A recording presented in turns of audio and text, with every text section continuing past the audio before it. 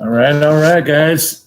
Good evening. We are going to go through and go live for this Wednesday. I know that's a little bit earlier than I had originally planned and all, but you know what? We're just going to go ahead with it.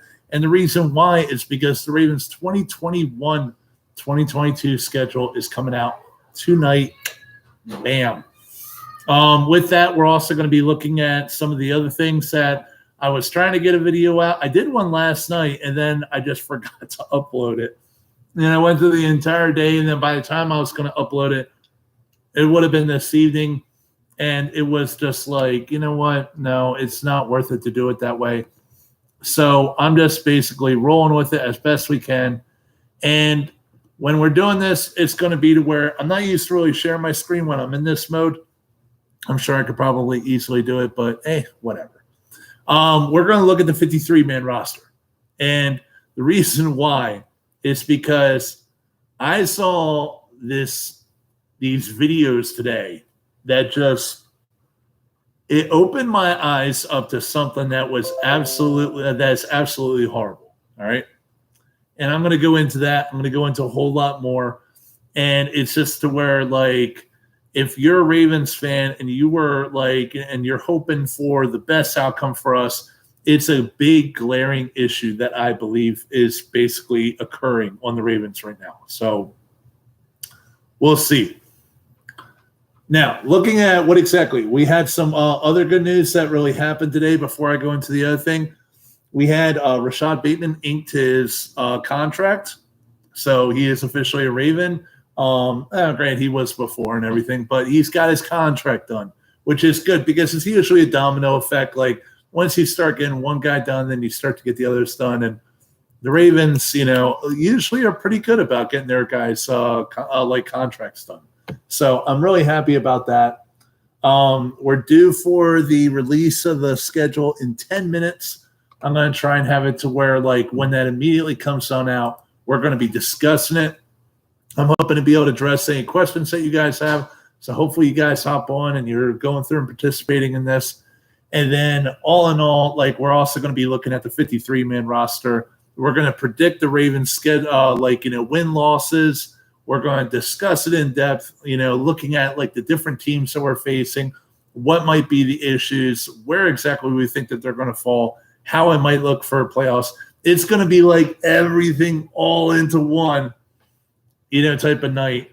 And then I'm going to go back through and revisit some of these issues a lot more in depth on different times. So now the thing that I wanted to talk to you guys about that kind of disturbed me, I'm going to talk about this before the schedule drops because of the fact that it just it was appalling and it was concerning all at the exact same time. How many of you out there really look at, like, some of the plays that happened and then you look at, like, what exactly was going on the rest of the field? Like, let's say, for instance, right, Lamar Jackson is in the pocket. They show him in the pocket, and then you see him take off. Or you see it to where he gets sacked, or you see it to where he does a little dump pass. But most of the time, you really don't see where the different receivers are, what they're doing, all this other kind of stuff. And so you're thinking, like, hey, so-and-so only gets this many catches. So-and-so only got that many catches or got that many touches or whatever. But what you don't see is exactly what's going on in those routes. Like, it's kind of obvious when a lineman doesn't block because of the fact that they're showing you exactly where, like, the pocket, they're showing you the line of scrimmage. So you can usually get that. You might not see whether or not your defensive backs are doing the best job. You might not see until they do holding. Or it might be to where maybe the TV is covering it, but they don't do a great job covering it, or maybe they don't show you a replay of it or whatever. So there's a lot of times to where people basically are on the field, they're doing stuff, and you just don't see it. So how many of you have heard in the past, 2 years, Miles Boykin sucks? Pretty much all of you. Just think about it. How many times have you heard from different pundits? How many times have you heard it from different critics, from different fans, And, even the fans, next door, if you're living in the, different areas and everything like that, like, man, Miles Boykin is not delivering. Miles Boykin was a 3rd-round pick. What has he done for us? Miles, blah, blah, blah. They think, oh, Hollywood gets catches. Mark Andrews does a great job. But who else is on that squad that's really helping out? And when you're thinking about, like, the guys that have left, Willie Snead, when you're thinking about Dez Bryant and what exactly they were going through and complaining about, it's a very, very valid point. Okay, so here's what I'm going to tell you guys, right? Earlier today, I decided to look into, I was just, like, for the heck of it, who do I think is going to basically be better, Miles Boykin or Deon Cain? And I've looked at this over and over again. And I wanted to see what exactly it might come up as. So when I went into YouTube, right, and I'm going to type it over here, and I'm going to go through and, like, tell you guys exactly how the search results come back and everything. Then I'm going to type in once you get into YouTube, right, type in throws to Miles Boykin. Throws to Miles Boykin, right? There's 2 videos that you really need to see. 2, right? The first one that pops up under the search, granted, it might just be, my computer. I know that YouTube usually tries to pick it by, like, exactly, who's, like, what their history's like, all this sort of thing, blah, blah, blah. If you look at throws to Miles Boykin or throw to Miles Boykin or throw to Miles Boykin, the very first one says 32 times the Ravens did not throw to Miles Boykin in 2020. And it's like 3,000 views. And then another video that I watched was 30 more times the Ravens didn't throw to Miles Boykin in 2020. One of them is basically covering, like, games 1 through 5, which is the 32 times. And then the other one is 6 through 16. Now, when you're looking at these, you're thinking, like, okay, what the heck is it talking about? Whatever. What it does, like, what the person that put this together, they show you the play from the overview aerial, shot. Like, not the television, like, oh, we're going to look at what's going on in the pocket. They show the overview aerial shot. And you see Miles Boykin, and they circle him, and then they draw an arrow as to where the heck is he going. And when you watch it, it's very, very telling because, like, okay, so a little bit of background about me. I played sports my entire life. I love sports. I just, love it. I played lacrosse. I played football. I played baseball, all this other kind of stuff. And now, granted, I am no NFL quarterback, not by any stretch of the imagination. However, I know when a person's open and when a person's not open. And when you watch these videos, over half the time, it's not just Miles Boykin was open. Miles Boykin was open by a lot. And Lamar Jackson would not look at him. He would not throw to him. It's to where Miles Boykin could have gone through and, like, held up a big, huge sign and everything saying, I'm open. And Lamar Jackson would have never seen it. It's disturbing. Now, granted, out of the 62 plays that are on here between the 2 videos, I'd say probably 30 to 40% of them, he didn't throw it to him. And it worked out in a pretty good play in one way or another. And you also got to figure out that, like, one of the things that I really hated about whenever I played quarterback for pickup games, while I was in the military, was I would be throwing the ball to a dude that was pretty well wide open, and somebody else who was decently wide open would be complaining because they'd be like, oh, you're going to throw me the ball. And as a wide receiver, you get used to the fact that you got to, like, you know, you're not always going to get the ball. You just got to swallow it. And Miles Boykin did a tremendous job of swallowing it, because if I was that open, I'd be pulling a Terrell Owens, an Odell Beckham on the sideline and everything.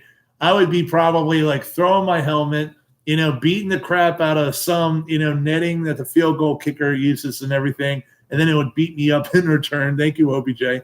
And, it'd just be like horrible, because, I mean, it's like, why in the world are you not throwing it to me? Like, I don't know if Lamar Jackson and Miles Boykin, like, somehow something happened. And, Miles Boykin basically said to him, like, hey, your mama's so fat. And then continued it. Or, hey, your mama, or, whatever. I don't know what exactly was said. Don't know, don't want to care.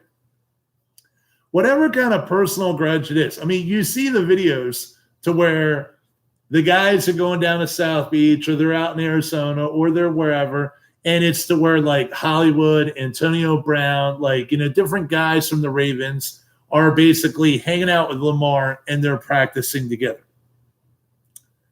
I think I've maybe seen it one time to where Miles Boykin was ever around. He does his own thing. And I don't know if there was something that basically happened that caused the riff or whatever, but when you watch the video of it, it's disgusting. Absolutely 100% flat out disgusting. And I couldn't stand it. I couldn't stand watching it and everything. Like, Lamar Jackson does not look to his left. That's one thing that's reoccurring that you can easily tell. Lamar Jackson will look to his right. He'll look to the middle. And even to the middle, you have these drag routes that are coming across almost every single time. And Miles Boykin is wide the heck open. Not just by a little, by a lot. Like, and a few times Lamar Jackson is so pre-consumed with who exactly, where is like Hollywood, or where is Mark Andrews, that he misses the blatantly obvious open guy in Miles Boykin. Look at the film. Do a tally mark. I don't care how you do it. You can have it to where you basically are trying to keep track. And out of the 62 times, how many times is it that any quarterback could have gotten him the ball?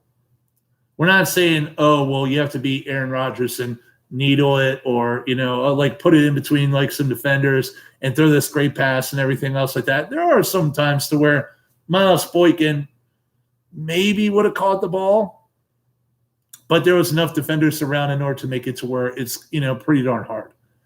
But it just, like, why do we draft a dude in the first round? Why do we draft a dude in the fourth round and everything if we're going to have it to where we can't have these guys sing Kumbaya? Like, is it going to be to where, you have to be on Lamar Jackson's like cool kids club list in order to have it to where he's going to throw it to you?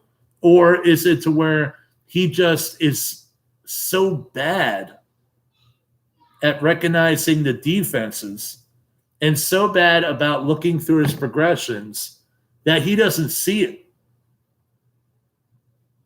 Watch the freaking videos. It's not just by a little, it's by a lot. If you're on a lacrosse field, or if you're on any kind of sport and everything, basketball, whatever, you have to be able to see like this and have it to where you can make a quick decision and pass it to the open guy. There is a blatantly open guy on almost all of these, and it's not being read. Now, I know Lamar Jackson's young, and I know Lamar Jackson does a pretty good job, and the fact that he's not Dookie Voo garbage and everything, so we're, all ecstatic and everything. But dear gosh, like, how many times, like, if you're Miles Boykin, what makes you want to show up? What makes it so that you want to go down to South Beach or wherever in order to be able to go be like, hey, Lamar, let's practice, blah, blah, blah. Like, come on. So it kind of gets annoying after a while, and I really, really, really feel bad for Miles Boykin. And all the Miles Boykin haters out there, I can honestly say that after watching these, I will never, ever, ever go through and critique Miles Boykin again. Like, yeah, is he, have some plays to where he kind of looks lost? A little bit. Not many. Not last year. The year before, yes. Last year, no, not really. So, with that being said, we're getting close to the time to where we're going to be releasing where they're going to be releasing a schedule, and I think we got it. Sweet. All right, here we go. Now, I would go through and show it to you guys and everything, but I'm going to basically have it over here, and I'm going to talk about it, and hopefully that's good enough for you guys as far as like the visual aid. I usually like visual aids for my students and all, but in this case, like, I don't know, how to do it. I'm going to get more tech savvy and everything, I promise. And the second thing is, I don't know if it's like copyright laws or whatever. Maybe. As a teacher, that's one thing that we really get warned about. So, hey, okay. This could be hairy. All right, we're going to go through these one by one. Bear in mind. And if you guys start hopping on and everything and you start giving me questions or whatever, then by all means, all the better. So let's go through these. The very first game, which I do plan on attending in person, because last year my wife had her 40th birthday. Unfortunately, though, it's to where because of COVID and because of the timing of the week, blah, blah, blah, I just ended up being like, you know what? Cancel all the big, get-togethers, and we'll just do it simple. She's also a Ravens fan. She used to be a Cowboys fan, but she really, really wants to go to some Ravens games. And I've taken her to one so far. I want to take her to more. So this year, last year, I was hoping to have it we've been to Dallas together. We got to watch the Cowboys versus the Ravens. Unfortunately, the Ravens lost, and the Cowboys fans talked a whole lot of trash the entire time. And I'm just basically like, well, it's the last time y'all won a Super Bowl. Well, it's the last time you guys have, won more than one playoff game. Oh, wait. Forever. But when we're looking at, a good game in order for us to go to, her birthday is right around the Raiders game. And they announced it earlier today, to where the first game of the season is at Las Vegas in, I think it's Reliant Stadium or whatever. And it's an E15 Monday Night Football.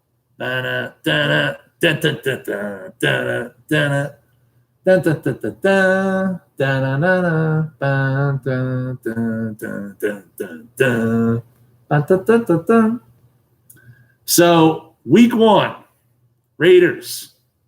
Okay, so looking at this, trying to figure out what exactly that means, all this other kind of stuff. The Raiders have a pretty good team. Pretty good. I'm not going to say really good. I'm just going to say pretty good. Now, granted, this is a really, really rough schedule this year. Nobody's going to argue that. With the Raiders, they have 4 ex-Ravens. Yannick Ngakoue, thank you for the comp pick. I wish that you had worked out better, though, because you did cost us overall a little bit. The next one is basically the whole, John Brown, who went to Buffalo, and then now he's over with the Raiders. We also have Willie Snead, and there's one other. Oh, I can't think of this. Oh, there's 4 of them. There's 4 players that used to be on the Ravens that are actually pretty good players that are now on the Raiders. Go figure. So it's kind of like a revenge game for some of those players. Now, am I worried about Yannick Ngakoue's revenge? No, because all we would just do is run it right at him. If you want to go through and silence the Raiders, you're just going to pound the rock against them. Run all over them. The Raiders have Derek Carr. Not that worried. Their wide receiving core, not all that great. Not that worried. Now, granted, they do have that speedster from Alabama. Not Jalen Waddle. He was this year. The one before. Maybe it was Jalen Waddle. I can't remember. Anyways, so when we're looking at the Raiders and everything, do they have a decent roster? Yes, but they are not that good. I know that a lot of the Raiders fans in the videos I was watching earlier, thank gosh my students are past their major test because it gives me more time in order to basically look at the things I want to look at. And so when I was looking at this and I was looking at videos for the Raiders earlier on because they announced it this morning. And I'm just like, you know what? Cool. Let me see what exactly their fan base is saying. They're excited for it, but they also are like, it's going to be tough and everything. And so at least they're somewhat realistic. They're viewing it as a test of how good the Raiders are going to be. Now, granted, you got to also factor in the Ravens are 5-0 on their season opener. And on Monday Night Football, they usually fare pretty well. John Harbaugh, I think out of the years that he's been the coach, is like 10-3 in season openers. So he has plenty of time to prepare for them. They're a pretty good team. Do I think that they're going to hand us our lunch? No, not really. I think that this is going to be a close game. If I had to predict, I'm going to say something like, and usually during the first week, defense is not really all that good for any team. Now, I look at it this way. Our defense, we brought back a whole lot of players. The Raiders had a decent draft, but they also took some guys way, way too early and really out of order. So we got to see what Mike Mayock and John Gruden basically put together. I honestly believe that when we're looking at this game, I think that it's going to be a win.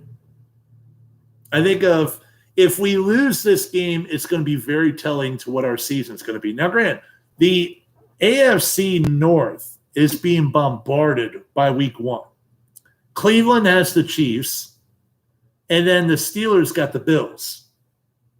Not exactly a good overall opening weekend for the powers that be in the AFC North. So I'm thinking okay, I can see the Ravens, probably getting on up with a win into first place. And we'll see as far as how exactly that shakes up. So I'm thinking 1-0. Might be a little optimistic, might not be, whatever. For the second part, we have the second week. We have KC at home.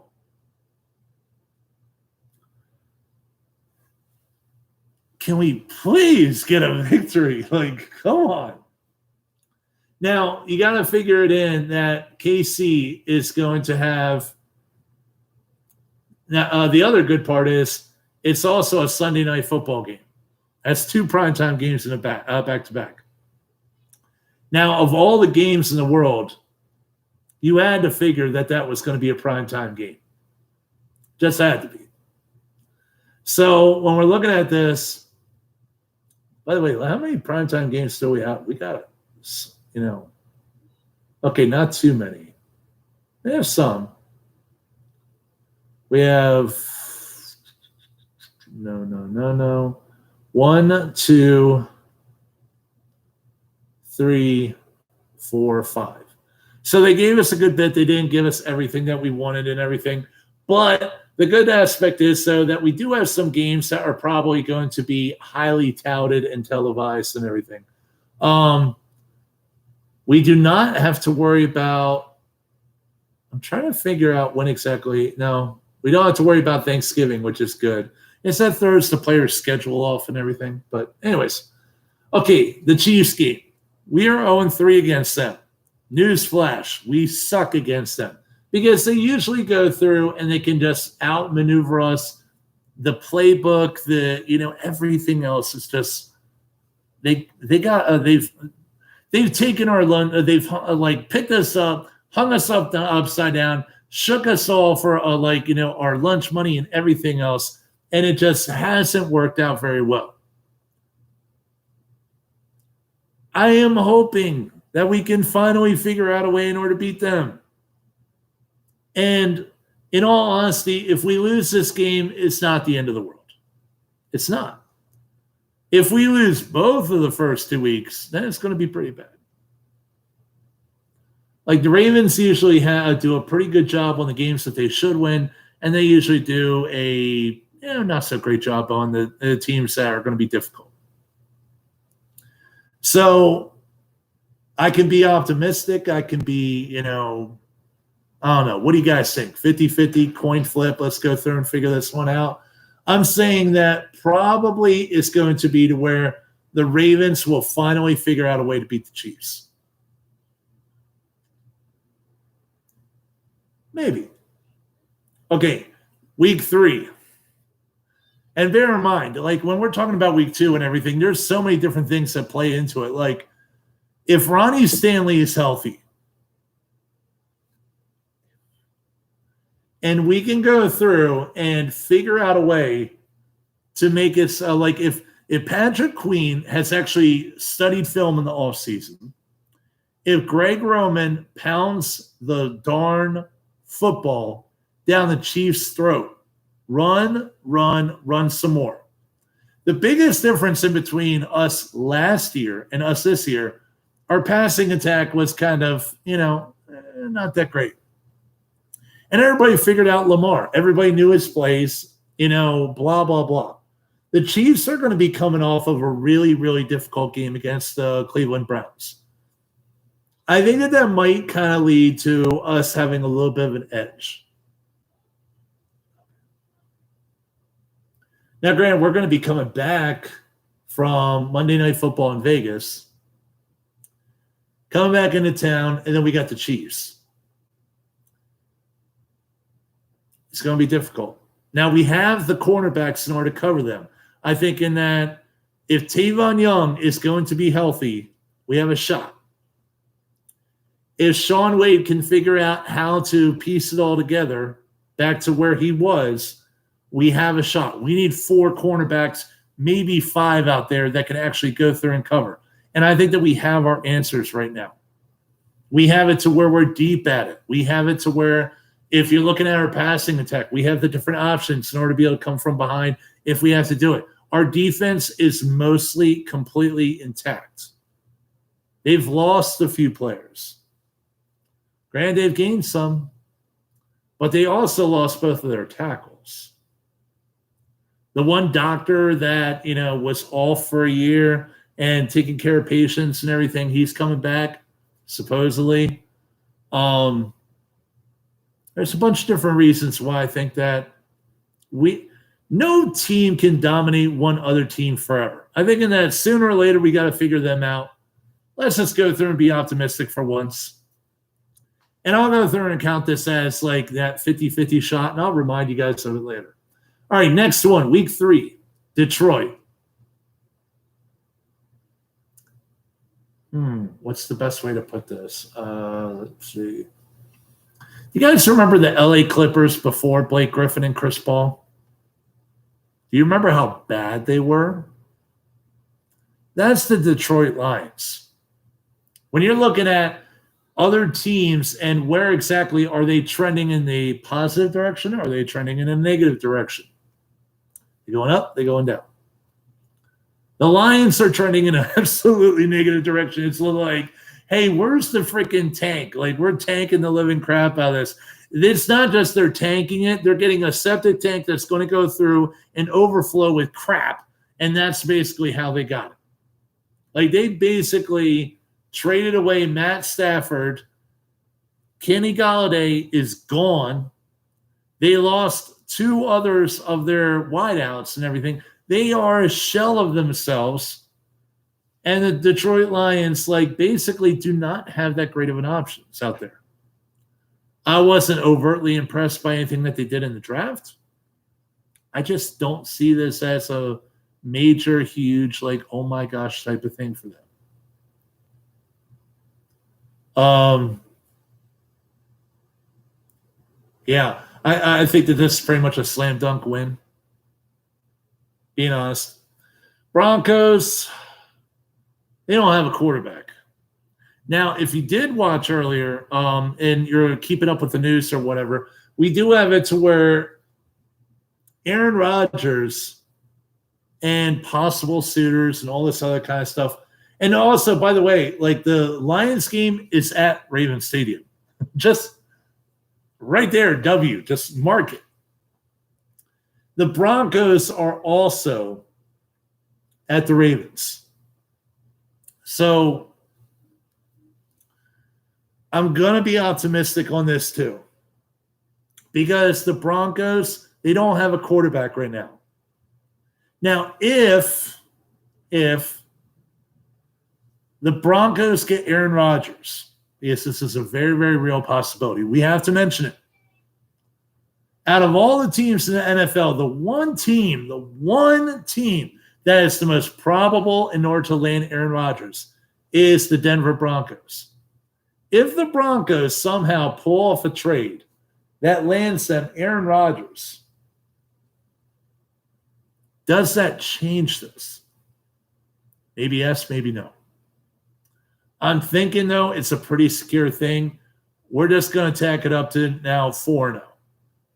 Okay, now here's where my optimism kind of goes, sideways. Last year, we played the Colts, and we just did not look right. No, not at all. We looked horrible. That was one game to where I honestly turned off the darn television, and because I started to throw too many things. Yes, I throw things when I'm pissed off.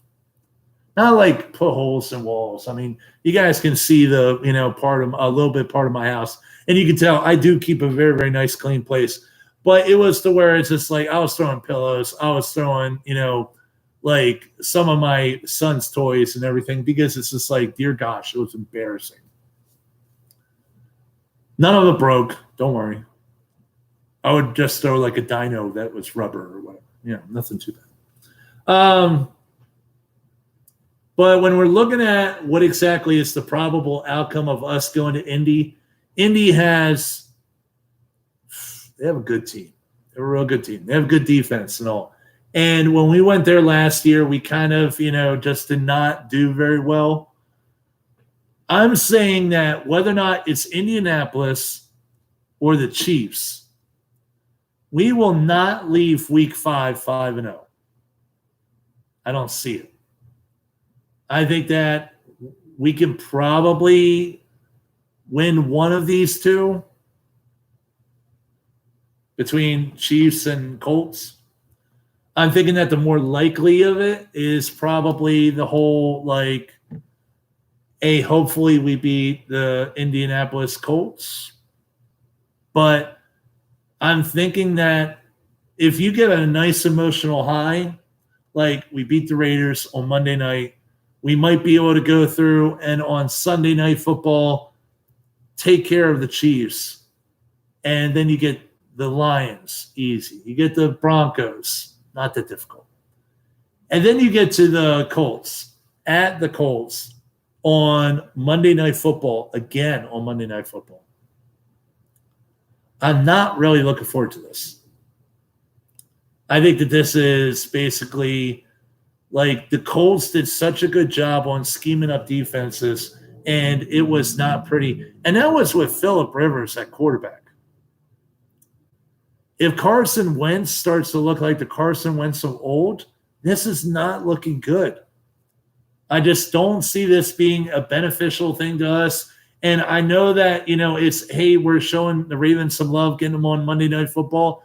We have 3 primetime games in the first 5 weeks, and we have a very, very real possibility of losing 2 of them. That would be embarrassing. I'm thinking that the Ravens are going to be 4-1 after 5 weeks. Here's where it gets a little bit worse. We got to go to the LA Chargers. This is October 17th. It's a 6-day turnaround. We have it to where we go to Indianapolis, and then we got to go all the way out west to the LA Chargers. Ugh. Rough. I tell you, just rough. When we're looking at this, I think that Justin Herbert, they've added a really good tackle in, I want to say Christian Darrisaw, I believe. Yeah. They have it to where they've added some other pieces. I'm not completely 100% on the fact that whether or not we'll win this or lose this. I think that it's a coin flip. I think that you have two games that are looking like coin flips in the Colts and the Chargers, and we have one that's not looking very good in the Chiefs. And usually I would say we're just going to lose to the Chiefs, and then we'll win one out of these two. But sometimes the Ravens go on streaks. It's kind of like, an NBA basketball game. You have it to where one team scores 10 points and then the other team scores 10 points. And they just go back and forth. And this is kind of like where, granted defense travels, and we have a hell of a defense. But last year, we also started to fall apart around this time. Like week 6 to week 10 last year was just rough. Like hella rough. And I'm not really looking forward to, what exactly this implies for us. So I'm going to predict this now.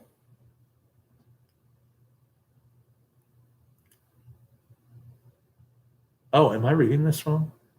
Oh, I'm reading this wrong. Oh, okay. Sorry. Yeah, I read that wrong. Wow. Okay. I'm sorry. I'm very, very sorry. Hopefully none of y'all are just like, you're an idiot. But I am. The Raiders are away. The Chiefs are at home. And then the Lions and the Broncos, I accidentally switched it up. Those are actually away. So we're playing at the Lions. No big deal. We're playing at the Broncos in Mile High. And then we get the Colts and we get the Chargers at home. Okay, so we got the 3 hardest teams on our schedule. And I'm going to show love to the LA Chargers because of the fact that they are difficult. Let's be honest, they are. I think that the Ravens are going to get revenge on the Colts. And because you got to factor in home versus away and what exactly it might do. And then when we're looking at the Colts and the Chargers, I think, in all honesty, I think that when you travel from West Coast to East Coast, you are automatically at a disadvantage. And I think that the Chargers are at a disadvantage to us. Definitely. So if I'm guessing this, and we also have the Bengals the week after that, and then we have our Week 8 bye, which is awesome. I don't know how it is that the Ravens have lucked out with a Week 8 bye over and over and over again. But, whoever we had to bribe in order to do that, thank you. Like, if you had to go through and, hey, Roger Goodell, would you like a back rub? Sure. All right, so here's the good part. We have starting from the beginning. Raiders at the Raiders, I think it's going to be a win. Chiefs at home in front of M&T Bank Stadium with that crowd. I'm going to say that we're going to get a win. I'm thinking that when you look at the Lions, it's a win. I'm sorry. Even if we're away, it's still a win. The Lions, I think, are going to have the worst record in the NFL this coming up year. Being honest with you. The only team that might actually, fight them for the worst record is going to be the Texans. Texans are going to be god-awful. The Broncos, I'm thinking that because of the fact that it's away at their place in Mile High,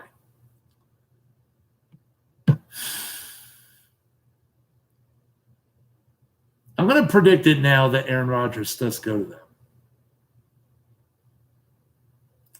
And I'm thinking that they're going to trade away a lot of draft capital. And they're going to go through and get Aaron Rodgers. And we're going to lose them. So we're going to be 3-1 coming out of week 4. And then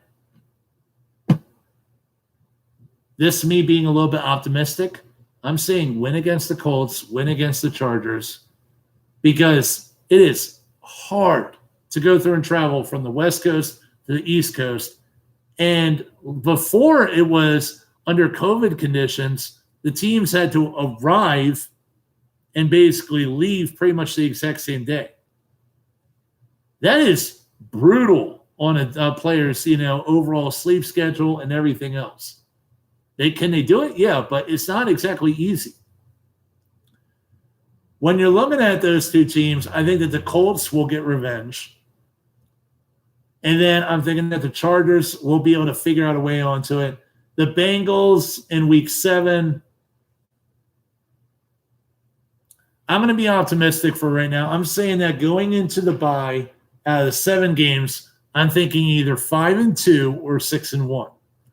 5-2 would be whether or not we lose to the Colts or the Chargers. And 6-1 would be to where we just are losing to the Broncos. That's it. And it might flip. I don't think that the Bengals really pose much of a threat. And we're at home for that. Like, if you're at home and everything against the Bengals, you're going to figure it out. So I'm saying that the Bengals, we got a good chance on. The Lions, we have a good chance on. The Raiders, we have a good chance on. We usually do very well in season openers. That's 3 wins. And then we have 4 teams that it could be a little bit hairy. I'm saying like 5-2 at the very least.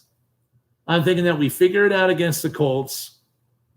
And then the Chargers and the Chiefs, or the Chiefs and the Broncos are basically going to be our 2 losses. If we have 2 losses. If we only have 1 loss, for some odd reason, I'm just looking at the Broncos and I'm thinking that they're going to get Aaron Rodgers.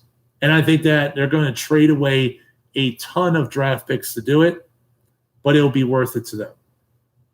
And that puts a real contender in the Broncos, which is partly good because of the fact that it's going to be knocking down the Chiefs a little bit. The bad part is we have to face the darn Broncos, so it's not exactly working out very well. So 5-2, maybe 6-1. Let's just say 5-2. I don't want to be too optimistic. All right, going into the next part of the season. Week 9, we got the Vikings at home.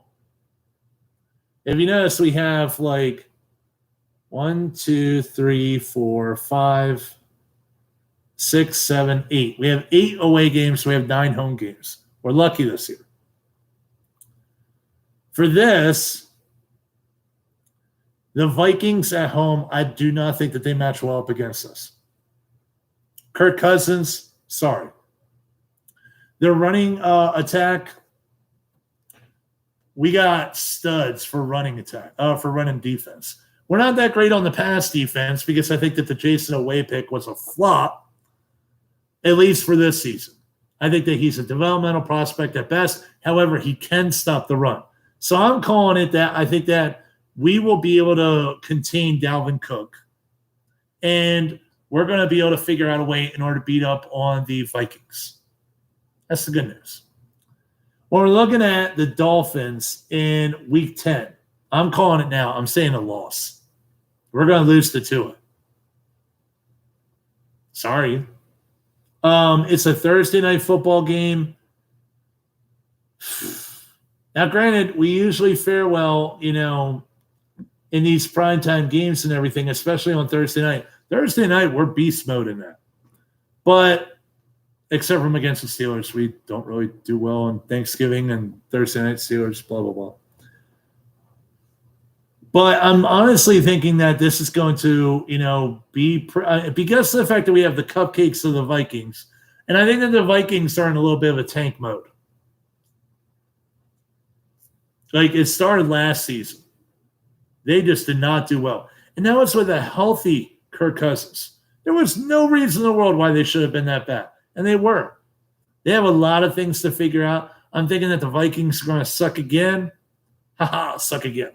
And you're going to have it to where the Dolphins are going to basically I'm thinking that we're going to lose them. Now, these next two games, it's going to be to where we lose one of them. The next game is against the Bears at the Bears. Ooh. Whether or not it's the Dolphins or the Bears, we're picking up another loss. So let's say that the Vikings is a win. Out of the Dolphins and the Bears, I'm going to say that one of them is a win. I'm thinking that if we can squeak by the Dolphins, we're not squeaking by the Bears. Now, granted, there's a good 10-day gap in between. That's nice. But it's going to be difficult. And I'm saying that right there, that gets us to basically 7-3.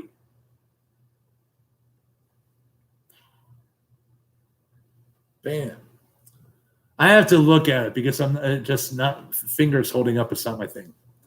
All right. So, anyways, then we get Cleveland. This is to where the schedule gets really, really just sucking. And we need that 7-3. If we're not 7-3 at this point, we're going to be regretting it because our season's going to get a lot more difficult.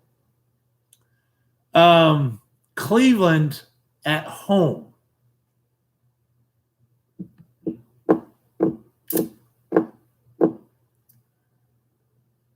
Yeah. Sunday Night Football. We have 2 Sunday Night Football games. We have 2 Monday Night Football games. And we have 1 Thursday Night Football game. Hey. November, Ravens. See, usually we do our best football in the cold weather months. And this is right around the time that we were able to figure out a way in order to beat them before. Now, granted, the schedule has shifted because it's a little bit later and it's 17 weeks, so we're going a little bit later into the year. I'm calling this one a win. I'm thinking that we're going 8-3. This is where it goes off the rails, though. At the Steelers.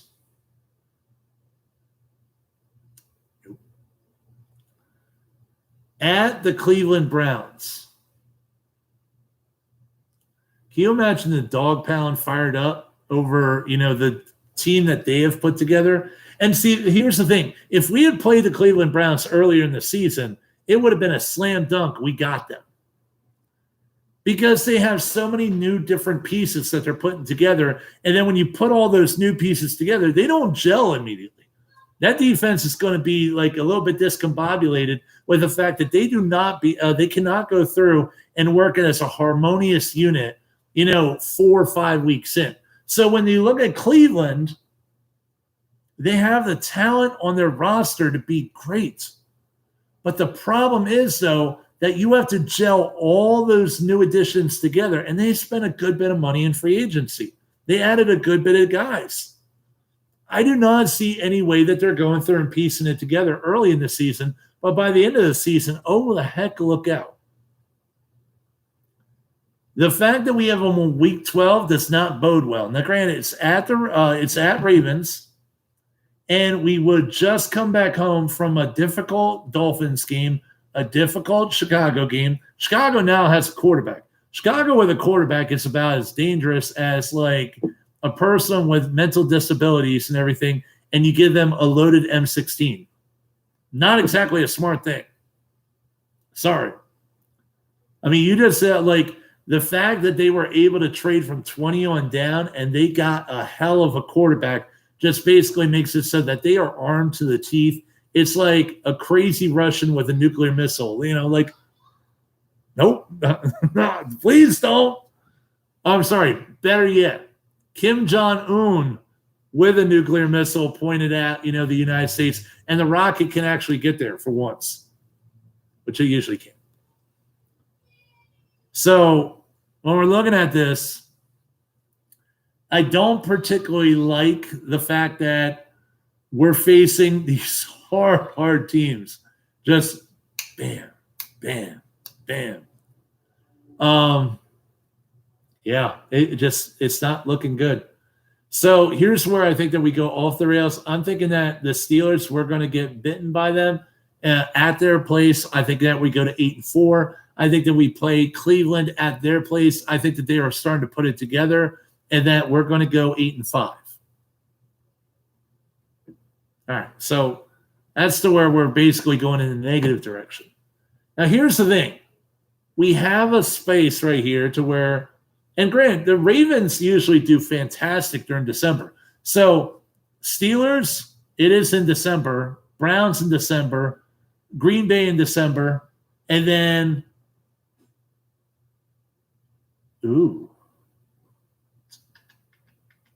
I think I might be going to 2 football games this year. There's the Rams at the Ravens on week 17. And then finish off the year with the Steelers at the Ravens.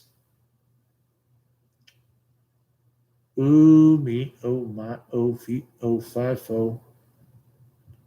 Oh, dang, that's so gnarly. So here's the thing. When I'm in Baltimore, right, because I'm coming back for Christmas, I promised my mom I'd come back for 2 weeks. And there's 2 really, really appealing games that, like, if I don't go to the Raiders, I can definitely guarantee you I'm either going to the Packers game at home on December 19th. Now, I was going to drive straight on up to, Baltimore and everything. I don't care how sleepy I am. I will go through and get it to where I will drive back on that Friday and Saturday, get it to where I'm in Baltimore by Saturday night at like 9 o'clock, pass the heck out and have my slap happy butt up and awake in my Ravens gear. Well, more specifically, my Lamar Jackson jersey for that game at home against the Packers. I love to watch the Packers. So, yeah, that's one option. The other option is the Rams game on the 2nd. Now, granted, I still have to drive back, so that's looking like a little bit less appealing. But we'll see. All right, so anyways, back to the suck, because we're in the suck right now. Now, the good thing is that the Packers is a little bit of a light game. For those of you that are just like, whoa, wait, you have a team that's 13-3 that was the number 1 seed of the NFC, and you're thinking that they're a light game. If Aaron Rodgers is gone, yeah. They have to travel to Baltimore, Sunday, 1 o'clock game. That's going to be a really well national televised game. If Aaron Rodgers is still on the team, now, granted, Aaron Rodgers can't be in 2 places at once. He's either in Denver or he's with the Packers. I don't know. And the other thing is that they might go through and trade Davante Adams, because Davante Adams has said, hey, if my guy's not there and everything, I might be half tempted in order to go on. They might look at it as they also got to pay Davante Adams that big, huge contract. And then at that point, like, maybe they go through and they just package them both together to another team and basically say, hey, just give us a little bit of extra. And now you guys have those 2 together and they can spend the money on them. Maybe. So when we're looking at this, I'm thinking that the Green Bay Packers is going to put us at 9-5. 9-5. That's still pretty good. And this is, granted, I mean, that's assuming that we lose some of these games.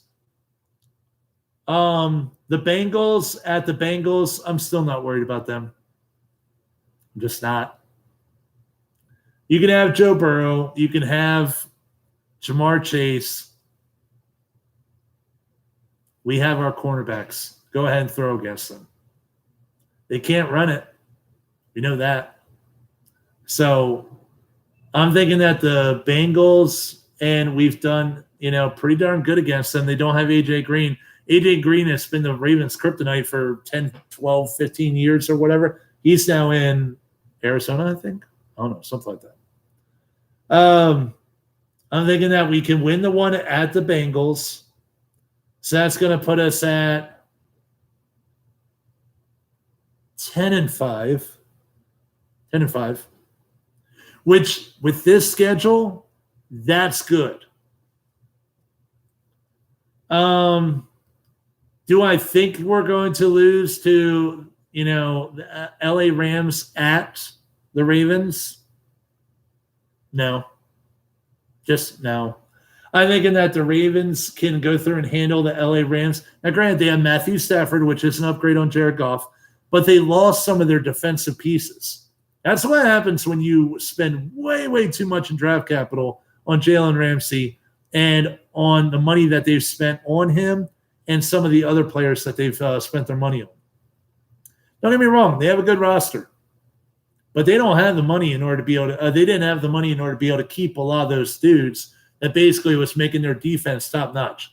Like the Cleveland went there and filched some of the guys from the Rams and added to their secondary. I'm thinking that the Rams are going to be not that ready. They're going from sunny California to Baltimore weather on January 2nd. Not exactly looking up on that one. So I'm thinking like the Ravens are going to end up probably going through and piecing it together. And I'm thinking that the Ravens are going to win this one. That puts us at 11-5. And in order to finish off the year, we have the Steelers at home. And this is going to be what knocks the Steelers out again. The Steelers have, like, granted, the end of last year, they went 1-4 at the very end of it. They did not do well. And granted, they're going to have Big Ben. They're going to have Najee Harris. And Najee Harris, like, in the cold, I'm not sure how well he's going to be able to handle it. And the other thing is that they don't have a good offensive line. There was nothing that they did in the draft that I was really like, ooh. So I'm thinking and I'm hoping over the fact that the Ravens are going to be able to figure out a way in order to beat up on the Steelers. I'm calling it right now. I'm thinking 12-5. And for our losses, I'm saying that we're going to lose to the Browns once. One of the two. I'm thinking that we're going to beat the Steelers at one of the two times. I'm not thinking that we're owning them. I'm thinking that we're going to be able to beat them at least once. I'm saying that probably the Broncos we're going to lose to, given the fact that we have to travel to Mile High Stadium. And that's going to be to where maybe Aaron Rodgers is already there. If Green Bay did not just pick up Blake Bortles earlier, I would be like, you know what? Maybe yes, maybe no. But the fact that they picked up Blake Bortles in order to back up, Love,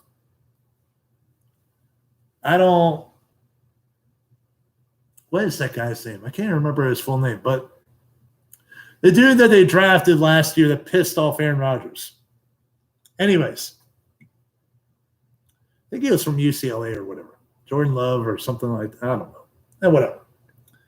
But I'm thinking that if Aaron Rodgers goes to – basically we're losing to Aaron Rodgers once. Let's be honest. Whether it's we lose them and he's on the Broncos or we lose them with the Packers, we're losing to Aaron Rodgers once. We're losing to Pittsburgh once. We're losing to the Browns once. And then after that, we're going to lose to either Kansas City or the Chargers, maybe? One of those two teams. And then we're probably going to lose to either the Dolphins or the Bears. Just so that we can make this official and I don't waffle too much and everything. I'm thinking that we're going to lose to the Miami Dolphins. I think that Miami has done a fantastic job of putting that roster together. I'm saying that we're going to lose them. So here's our losses. And you could quote me on this and, all this other kind of stuff. We're going to lose to the Chiefs. We're going to lose to the Broncos. we're going to lose to the Dolphins, we're going to lose to the Steelers, and we're going to lose to Cleveland. And the Steelers game is going to be week 13, and the Cleveland game is going to be week 14 on December 12th. After that, we're not losing again. 12-5, that's what I'm guessing right now. Worst case scenario, 10-7. If we're 10-7, I'm thinking that the Steelers are going to go 9-8, and then we still make the playoffs. Because if we're going if we're going 12-5, we're better than the Browns. I'm thinking that the Browns are going to stumble out of the gates. They're going to pick up probably 3 losses by week 6. I'm thinking that they're going to be 500, and then they're going to figure out a way in order to lose 3 more. That right there would get it to where we can go through and take the division by 1 game. I'm saying that the Browns are going to go 11-6. That's still a good year for them. To anybody that's like, hey, you're hating on the Browns, gosh, no. I think that if the Ravens beat them and we get the division crown and everything else like that, awesome. The real difference maker might be the fact that they just stumbled out the gates, and maybe we just end up with a better division record. Maybe the Brownies lose to, I don't know, the Bengals. They lose to us and they lose to the Steelers one time. They go 3-3 in the division. We go 4-2. They can be 12-5 also, and we'll just have it to where we take the division because of a better division, record. Okay by us? Anyways, that's the prediction. 12-5. Mark it down if you really want to. And then let's take a look at a 53-man roster. Because I didn't upload the 53-man roster the other day, and I really should have and everything, but it's okay. So for this, I'm going to go through and pull it up on my other computer. I'm going to talk you guys through it. And I will go through and I will do another video over everything in depth and all this other kind of stuff. Well, not just another video. It'll be 4. So we'll get there. But let's take a look-see at what exactly I'm thinking for the Ravens and their 53-man roster. And this also plays into that whole Miles Boykin thing. Because I was pissed, straight up pissed, when we went through and took Tylan Wallace in the 4th round. I mean, if you're thinking okay, Miles Boykin is bad, Tylan Wallace is good, watch that video and tell me that.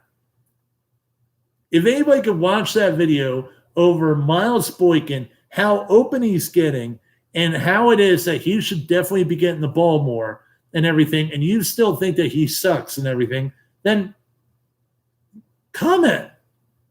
Prove me wrong. I don't see it.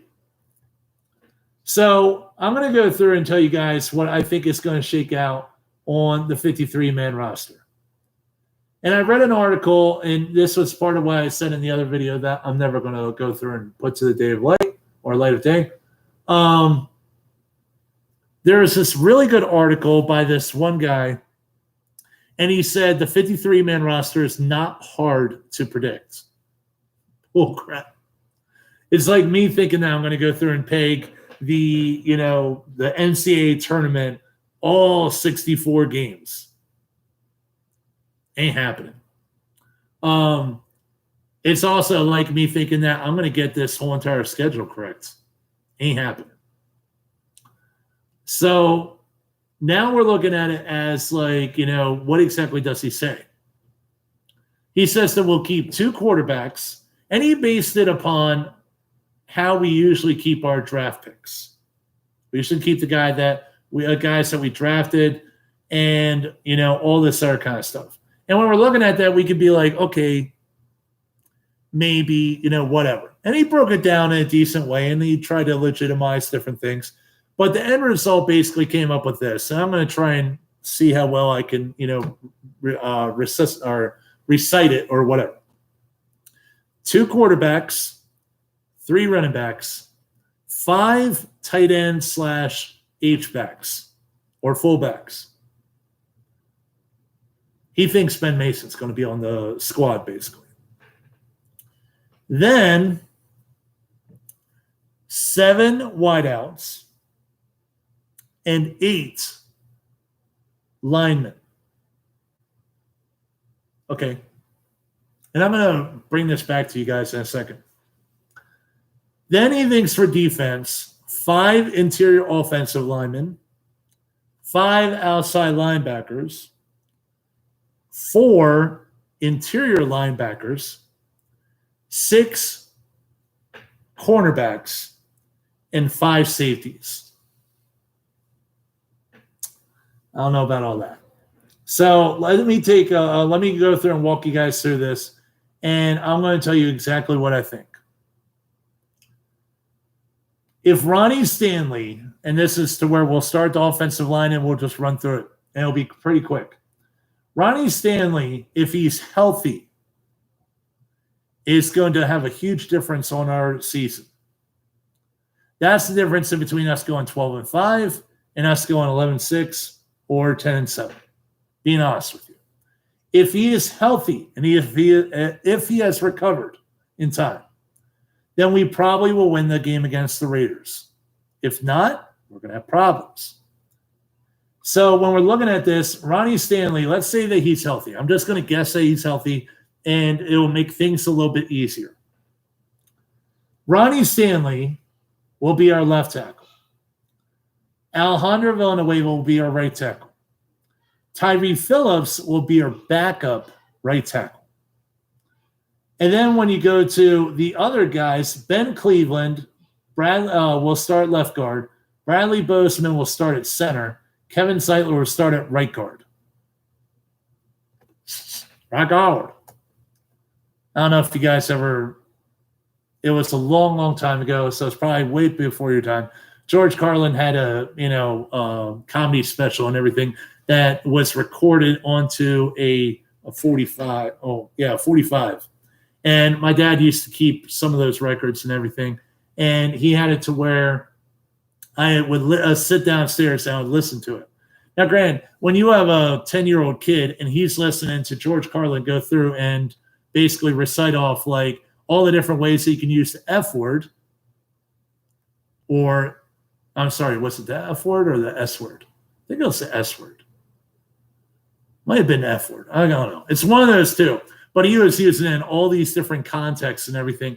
And then I also bought a poster a long time ago that, kind of had the word, the S word used in every single different permutation, depending upon whether or not you are a communist or a Marxist or a Buddhist or, whatever. And it was to where it was utterly hilarious. I'll tell you guys about it sometime. Anyways, so when George Carlin, in his comedy special, he's like, Ragar. And he was joking about dumb idiot football players and them trying to figure out what position they played. And he was just like, next year, I hope to be a wide receiver. Oh, wait, that was Robin Williams on that one. And it was joking about a gay guy being hey, wide receiver. But anyways, I think that Kevin Zeitler is going to stay at right guard. And so then that puts it to where Ben Cleveland is going to basically be our left guard, and he'll make the transition easily enough. I don't think that he'll have a problem. Ben Bredesen, Ben Powers, one of y'all are going to have to figure out how to snap a football. And if this happens this way, then maybe we get to 8 linemen. If Ronnie Stanley is not healthy, or if there's a question about it, then it puts into play something else. And I'm thinking that Adrian Ealy is going to make the 53-man roster if Ronnie Stanley's not perfectly healthy. And I'm not just talking like, oh, he shows up for week 1. I'm talking he has to be ready for training camp 2 weeks before the end of it.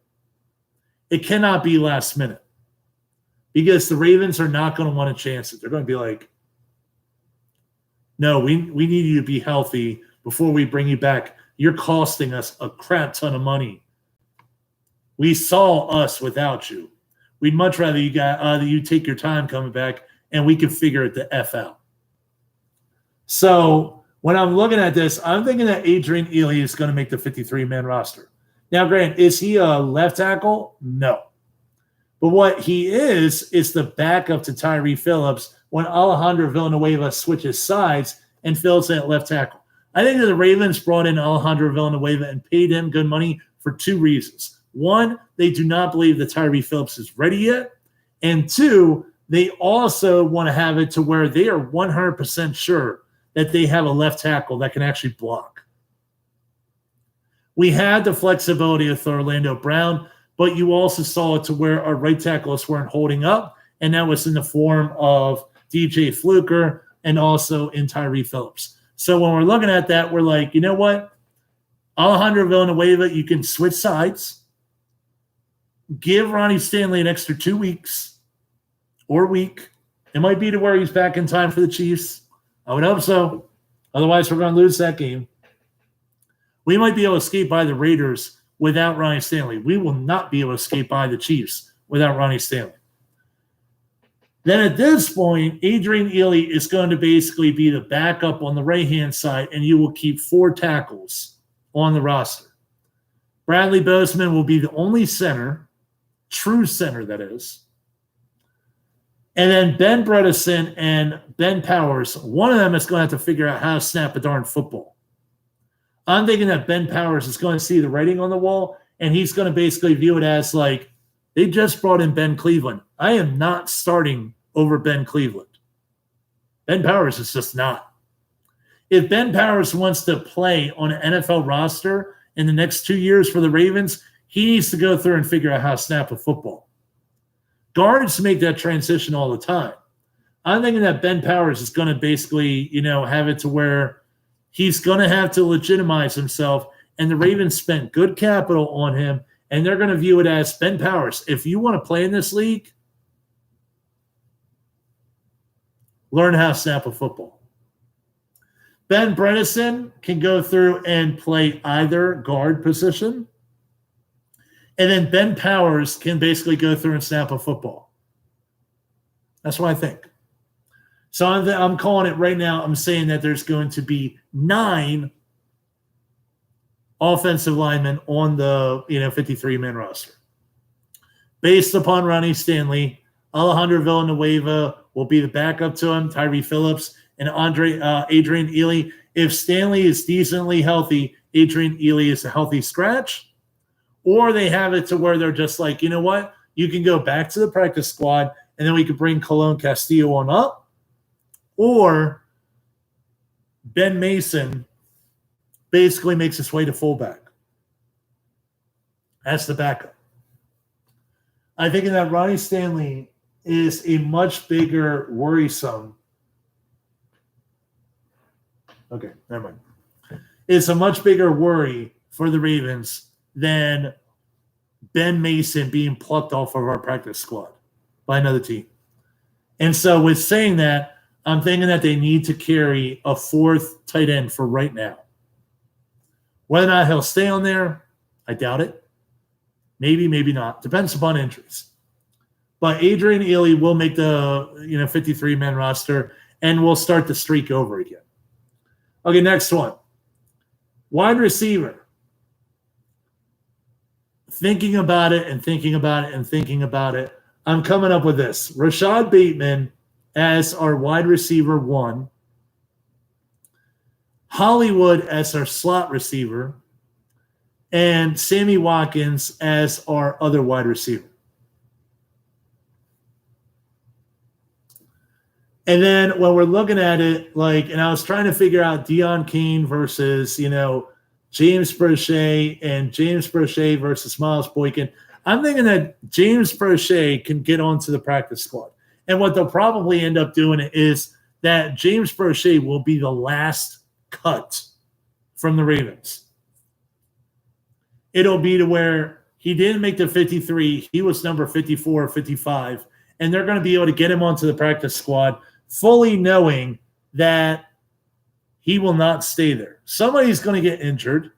He's going to make his way up. They love him way, way too much. But when you're looking at the other guys, Miles Boykin cannot make it onto the practice squad. Tylan Wallace cannot make it onto the practice squad. Devin Duvernay cannot make it onto the practice squad. And the only way that this really gets messed up is how good is Deon Cain? If Deon Cain is really that good, then James Prochet is going to probably need to go to the practice squad, because I do not view it as Miles Boykin is going to be off of this team. He's way too good a run blocker. And if you watch that darn video, or actually both of those videos, you will see just how much Miles Boykin is underutilized.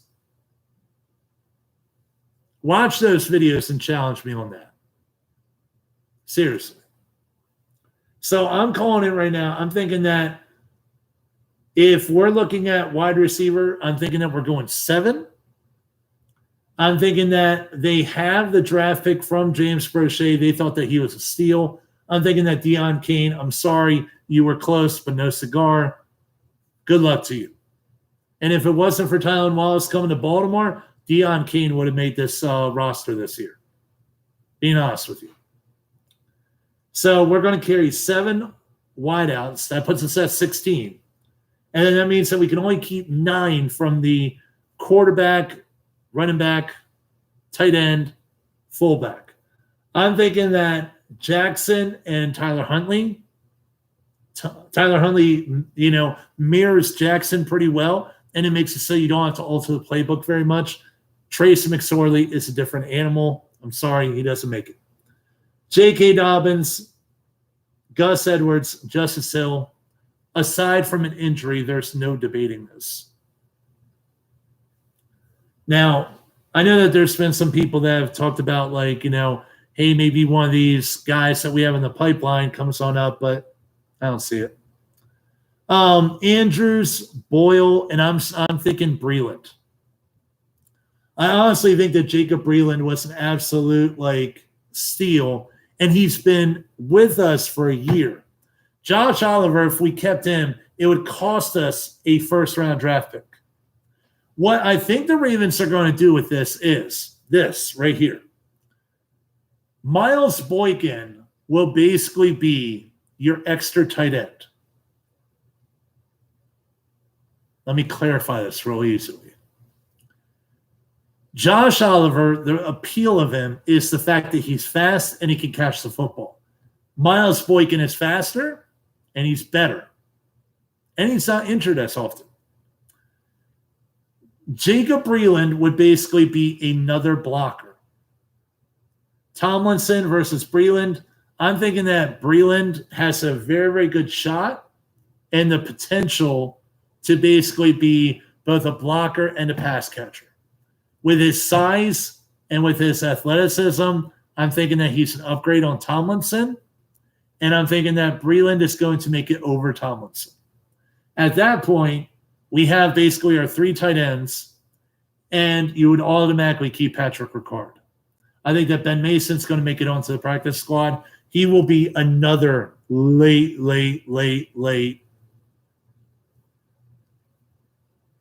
cut type of thing.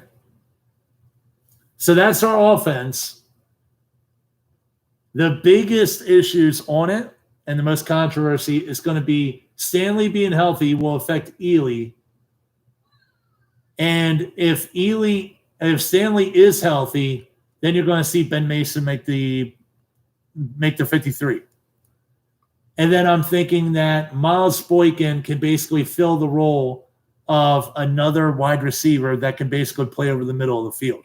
If you watch that film, you will see him go over the middle of the field constantly and be wide the heck open. He knows how to pick his spots. And then Jacob Breeland's going to make it over Josh Oliver. This way you keep the 7th-round draft pick for next year. And I know that the Ravens are going to try and retool a whole lot of people on their roster going into next year. We have a lot of veterans that are going to have to go bye-bye based upon the fact that Lamar Jackson has to get paid. It's a business, people. Sorry. 25 guys are going to stay on the offense. All right, now, looking at our defense, Jalen Ferguson, Pernell McPhee, starters. First and second down, run stuffers. They have a little bit of pass rush ability. I think that they're, pretty well good. Tyus Bowser and Jason Oweh. Basically your third down specialists. Stop the pass. Okay. Derek Wolfe, Broderick Washington, and Justin Ellis as your 3 down like first down type of people. They're going to be stuff in the run. I think Justin Ellis was a beast at the end of last year. That's the only reason why he's going to be on here. If he doesn't make it, I think Xavier Kelly's going to make it. I think that basically makes it so that those guys are pretty well set. They're going to need to carry at least 10 to 11 people in this area. The reason why is because Jason Oweh is not proven yet. And I don't think that you can really have it to where you take Jason Oweh and basically supplant him with a Dalen Hayes. Dalen Hayes is not better than Jason Oweh on pass rush ability. Maybe by a little, but we lose so much overall that I don't think so. And then what they'll do is they'll take Brandon Williams and pair him up with Madubuike and Calais Campbell. And so what you end up doing is you keep 2 really good bookend guys and 3 stalwart run defenders on first down.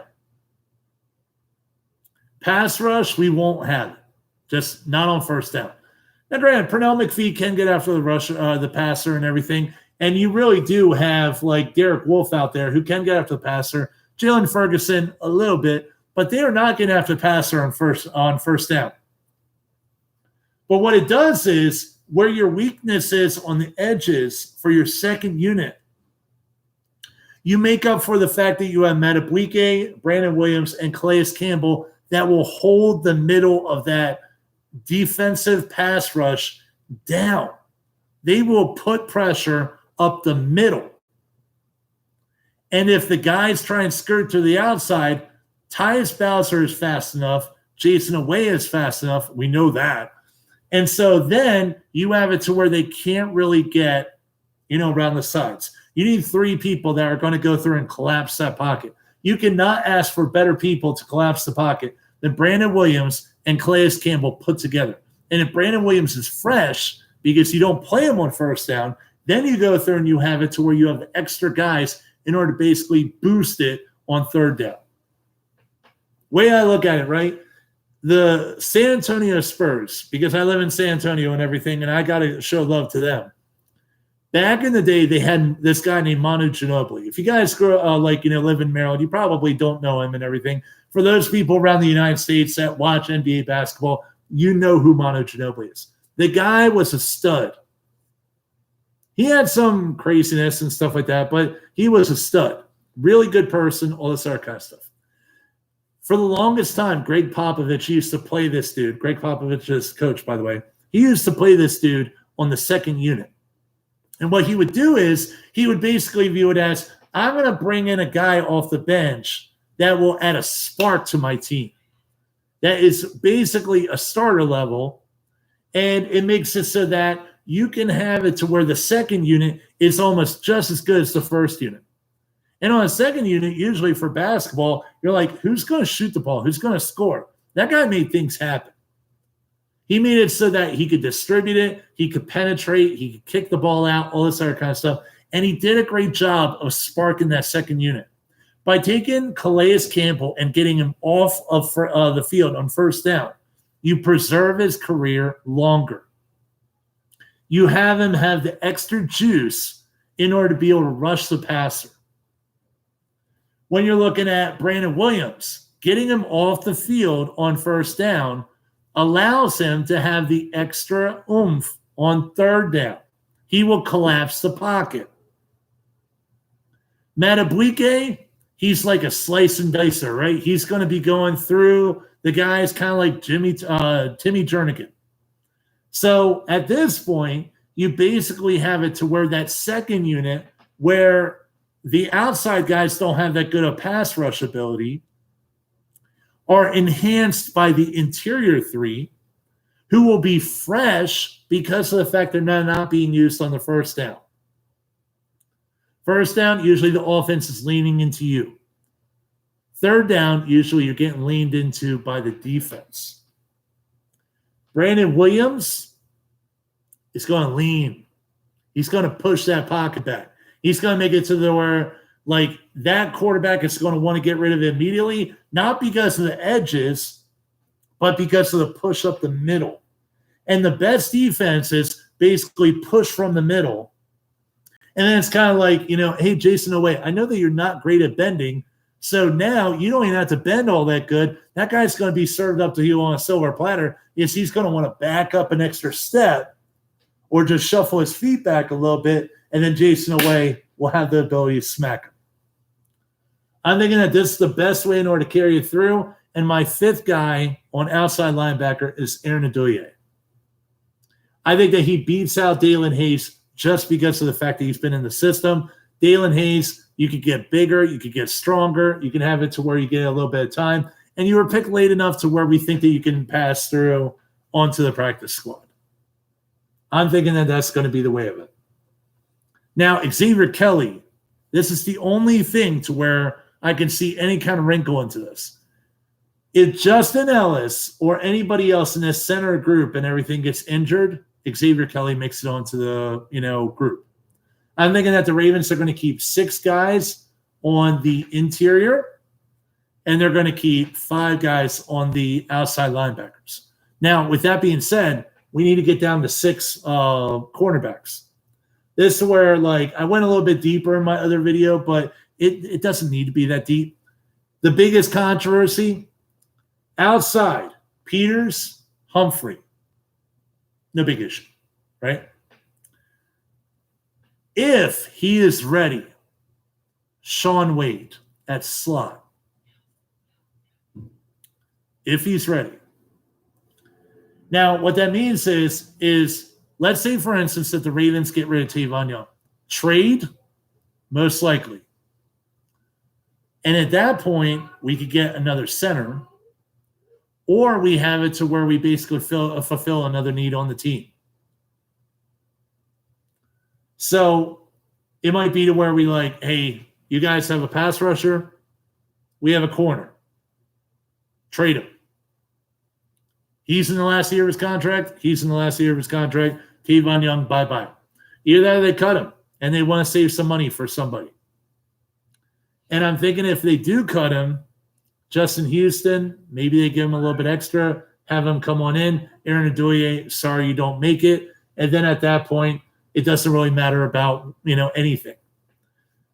So Tavon Young does not make the team.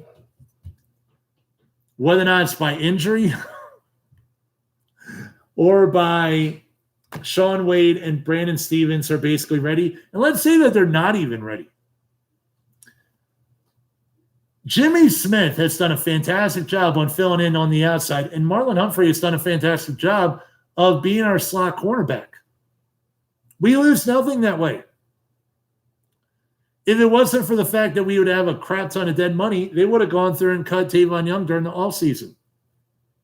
Now, when he gets past June 1st, his cap number goes down. So it might be to where it's beneficial in order to cut him at that point or trade him or whatever.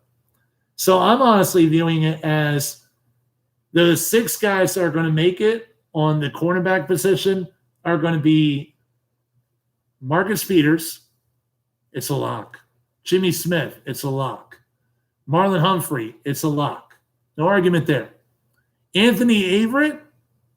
We need a fast guy in order to keep up with Anthony Schwartz or whatever the guy's name from Auburn was, the one that's fast as all heck. And we also need to keep Shaun Wade. He's going to be the future of our slot corner. And I don't care what the heck they say, Brandon Stephens is not as good as Shaun Wade. Now, don't get me wrong. Brandon Stephens got his hand on a lot of balls, and he does know how to press corner. He could be a really good slot cornerback for us. I'm just viewing this as he doesn't have the exposure, and they need to coach him up a little bit longer. Not as though he was a wasted pick. I'm just thinking that Shaun Wade is a better option. I think that he will be healthy. I'm thinking that his family members aren't going to be dying off. And also that basically Tavon Young will be gone, and that'll make it enough room for us to have 6 corners, and we carry the future with us Anthony Averett will probably be gone after this season. Jimmy Smith will probably be here next season. I'm thinking that they basically carry those 5 on to next year. And the reason why Anthony Averett will be gone is because we're going to get a really, really nice comp pick for him, baby. Oh, yeah. So, inside linebackers, Malik Harrison, no debate. Patrick Queen, no debate. LJ Fort, no debate. And Chris Board, no debate. We got those guys solid. They are rock solid. They are on. We know that they're good. And then finally, in order to close it out, we have basically our safety position. Now, in order for this to work, as far as these numbers go, it has to be to where we basically can only carry 4 for our safety position. Now, you could possibly make an argument over the fact that, like, they carry 5 in the form of Geno Stone or 5 in the form of Nigel Warrior. Here's what I honestly think. Darius Washington falling to us solved our free safety position. I think that was an absolutely awesome thing. The best thing about the entire Ravens draft was Rashad Bateman, Ben Cleveland, and also Darius Washington. Darius Washington was rated number 57 in the country by Pro Football Focus. Not amongst safeties. We're talking amongst all players. He was the second best rated free or safety in 2019. The guy is good. The only knock against him, he's 5'8", he's 175 pounds. However, short guys need love too. It's not as though you can automatically say. And the other thing about it is, I don't know if you guys have ever noticed this. What made Barry Sanders so good? Think about it. Was it the fact that he could juke anyone? Yeah, partly that. The biggest thing was the fact that he wasn't big.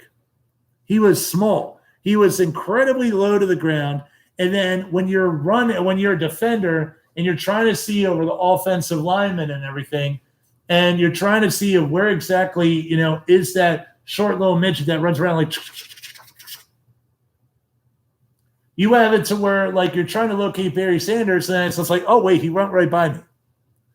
Big backs make contact. Small backs like J.K. Dobbins and Ray Rice, you don't know where the heck they are. When you're a quarterback and you're trying to see over those defensive linemen like those towers, our Monstars, our Brandon Williams, our Calais Campbell, our Derek Wolfe, the big guys, and you have your big offensive line in front of you, are you going to be able to see a guy that's 5'8"? Nope. I don't think so. I could be wrong. But I'm thinking that what ends up happening is that Darius Washington is going to not only make the 53-man roster, you will see him starting sometime very, very soon. And if I'm wrong, crap. But I'm thinking that that's honestly like one of the better options that we have. Deshaun Elliott, Chuck Clark, Anthony Levine. You can't take those 3 guys off the team. I'm sorry they do too good of a job. The only way that any of that is different is, let's say Darius Washington does an absolutely great job for us, and we need a center or somebody else gets injured that we really have no replacement for. I can see them going through and trading Deshaun Elliott and basically saying, Darius Washington. I don't think they will, because we're going to get lit up by teams like, the Bengals, who have a pretty good wide receiving core, and we're going to get lit up by Cleveland Browns if you're basically thinking that Darius Washington is going to come on in as basically what should have been a second-round pick and, immediately be able to produce. Don't get me wrong. By the end of 4 years or 3 years or whatever, we're all going to be like, oh my gosh, this guy was so great. Thank you so much. But Yeah, I'm thinking as far as our safeties go, Deshaun Elliott, Chuck Clark, Ardarius Washington, Anthony Levine. I think that Geno Stone going to the Texans, and I don't even think that he's nearly as good as Ardarius Washington anyways. I don't think that he's making a team of Ardarius Washington. Nigel Warrior, we don't need a strong safety right now. I'm thinking that Nigel Warrior would be great for next year. Let's say Deshaun Elliott is gone. We need a backup, strong safety. I'm thinking that Nigel Warrior would be great as far as that's his third year. And if anybody gets injured and everything, then maybe he's maybe he can sneak in there. But I don't know. Geno Stone is really the answer for any of this. So the way that I figured it, 9 offensive linemen, 7. And by the way, the last 3, don't even ask. Sam Cook, Justin Tucker, and I can't remember that guy, the new long snapper that took over for Morgan Cox. Morgan Cox, I love you. You will always be a Raven. You will always be one of the best, even though you're now playing for the darn Titans. Anyways, set our 9 offensive linemen. I'm going to assume that Ronnie Stanley is not really healthy too early, and Adrian Ealy makes his way on. 7 from our wide receivers. Miles Boykin finally gets some love, the way that he should. And then for 2 quarterbacks, 3 running backs, Breland as our third tight end, and Ben Mason on the practice squad, and puts Patrick Ricard as our fullback. That's what I'm guessing. And then for defense, out of our 25 players for defense, when we had 25 for offense, Jalen Ferguson, Pernell McPhee, Tyus Bowser, Jason Oweh, Aaron Adoye. But I would love to see him replaced by Justin Houston. Hint, hint, hint. Jelly, Justin Ellis, Broderick Washington, Derek Wolfe, Calais Campbell, Brandon Williams, Matabwike. I think Xavier Kelly makes the practice squad.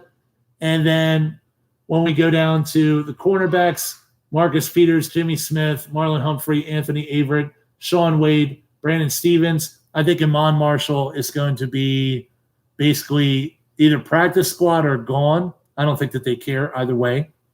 And I think that for Tavon Young, I think that either he's getting traded or he'll be injured or he'll just be flat out cut. I think the Ravens are done with it. And then finally for safeties, Deshaun Elliott, Chuck Clark, Ardarius Washington, and Anthony Levine. That's your 53-man roster. Well, including Sam Koch and Justin Tucker and the other dude, which there's only one long snapper now. It's easy enough to figure it out. But that's what I'm sticking with for now. I'm going to hope that ends up being the case. That means some things fell into place nicely for us. And I'm hoping that Ben Mason and also some of the other guys can slip on in to that, practice squad spot so that this way we don't lose them overall. We'll see. All right. I know that I had originally said 9:30 as far as for the time that I was going to be doing this and everything as far as taking questions and all this other kind of stuff. But it's also to where once the schedule came out, I couldn't resist it. It was just too darn tempting. And especially when you have such juicy matches or matchups. I'm calling it right now. Ravens 12-5, win against the Raiders, loss against the Chiefs, win against the Lions, loss against the Broncos, win against the Colts, win against the Chargers. The Raiders win, Chiefs loss, Lions win, Broncos loss. I think that Aaron Rodgers will be on that team. Colts will win, Chargers will win, Bengals will win. Bye on week 8. And then win against the Vikings, lose to the Dolphins, win against Chicago, win against Cleveland the first time, lose to the Steelers, lose to the Browns, both of those games away, win against the Packers, and win the rest of the way on out. Count it up. 1, 2, 3, 4, 5. 12-5 for the year. That'll get us probably, I want to say, third seed. I'm thinking third seed in the AFC. We will unfortunately have to play, in the wild card round, but we'll be playing probably. Let's see, who's number 6 going to be? I'm going to call it the Colts. I'm going to say that the Colts, basically, it's either going to be like Miami or Buffalo as far as for their division. Chiefs are going to win theirs. Us and the Browns for our division. And then I'm thinking that on the AFC South, probably because the Texans are going to be a candy. Jacksonville, they improved, but not enough. And so I'm thinking that it's going to be the Colts and the Titans as far as for their division. And probably like it's either going to be the Colts.